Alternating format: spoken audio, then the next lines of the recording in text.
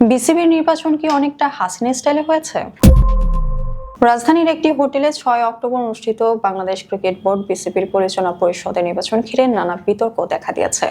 নির্বাচনকে কেন্দ্র করে সরকারি হস্তক্ষেপ ও প্রভাব বিস্তার সহ অভিযোগ উঠে এসেছে ভোটের আগেই। অনেকেই তুলনা করেছেন, আগের সময় শেখ হাসিনা সরকারের আমলেও ভোটের প্রক্রিয়ায় একই রকম নিয়ন্ত্রণ দেখা যেত। তখনও সব নিয়ন্ত্রণ করতেন নাজমুল হাসান পাপন। প্রার্থীদের পোস্টার ও ব্যানারে স্টেডিয়াম এলাকায় সাজানো চিত্রনাট্য তৈরি করা হতো। এবারের নির্বাচনেও প্রক্রিয়ার অনেকটাই অনুরূপ ছিল, শুধুমাত্র অভিনেত্রী বা কৌশল পাল্টেছে। নির্বাচনের আগে ২১ প্রার্থী স্বেচ্ছায় সরে দাঁড়ান। মোট ৯ জন পরিচালক পদ নিশ্চিত হয়। বিনা প্রতিদ্বন্দ্বিতায় সভাপতি নির্বাচিত হন আমিনুল ইসলাম বুলবুল। কিছুটা রোমাঞ্চ তৈরি হয় কেবল সাবেক ক্রিকেটার খালেদ মাসুদ পাইলট ও দেবব্রত পালের মধ্যে, এবং জেলা বিভাগীয় সংস্থার এক পদে ৩ জনের মধ্যে প্রতিদ্বন্দ্বিতা ছিল। আগের মতো নির্বাচনের বেশিরভাগ পদে নিশ্চিতভাবেই ১ বা ২ জন প্রার্থী পেলেন। নাজমুল হাসান পাপনের বোর্ডেও এমনভাবেই পদ বিতরণ হতো। নির্বাচনের আগে বিভিন্ন প্রার্থীর পোস্টার সাজানো চিত্রনাট্যের মাধ্যমে ভোটের পরিবেশ দেখানো হতো। এবারও সেই একই দৃশ্য, কিন্তু স্বচ্ছতার অভাব, স্বেচ্ছাচারিতা ও হস্তক্ষেপ নির্বাচনের স্বাভাবিকতা নষ্ট করেছে। নির্বাচন প্রক্রিয়া নিয়ে তীব্র প্রতিক্রিয়া দিয়েছেন সাবেক অধিনায়ক তামিম ইকবাল। তিনি বলেছেন, আপনারা জিততে বা হারতে পারেন, তবে ক্রিকেটের প্রক্রিয়া আজ শতভাগ হেরে গেছে।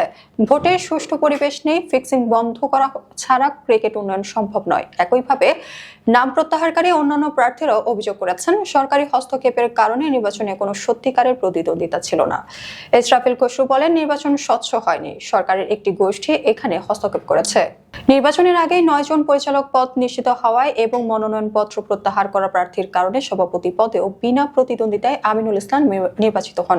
৪ মাস আগে নাটকীয়ভাবে সভাপতি হন তিনি। নির্বাচনের আগে তিনি জানিয়েছিলেন, দীর্ঘমেয়াদী পদে থাকার ইচ্ছে নেই, কিন্তু শেষ পর্যন্ত নিজের চাওয়া পূরণ করেছেন। নির্বাচনে আরো ধাঁধা সৃষ্টি হয়েছে ক্রীড়া উপদেষ্টা আসিফ মাহমুদ সজীব ভুঁইয়ার ভূমিকার কারণে। তিনি আড়াল থেকে প্রক্রিয়ায় সমঝোতার চেষ্টা করেন, যা অনেক প্রার্থীকে নিরুৎসাহিত করেছে।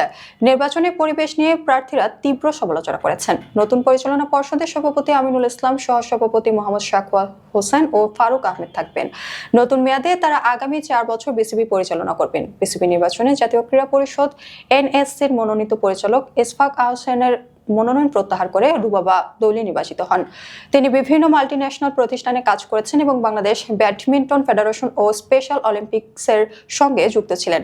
বিজেপি নির্বাচনকে ঘিরে আলোচিত অভিযোগ, স্বচ্ছতার অভাব এবং সরকারি হস্তক্ষেপের ছাপ দেশীয় ক্রিকেট অঙ্গনে নতুন প্রশ্ন ও বিতর্ক সৃষ্টি করেছে। নির্বাচন প্রক্রিয়া যতই আনুষ্ঠানিকভাবে সম্পন্ন হোক না কেন, ক্রিকেট প্রেমী ও সংশ্লিষ্ট সবাই এর গ্রহণযোগ্যতা নিয়ে প্রশ্ন তুলেছেন।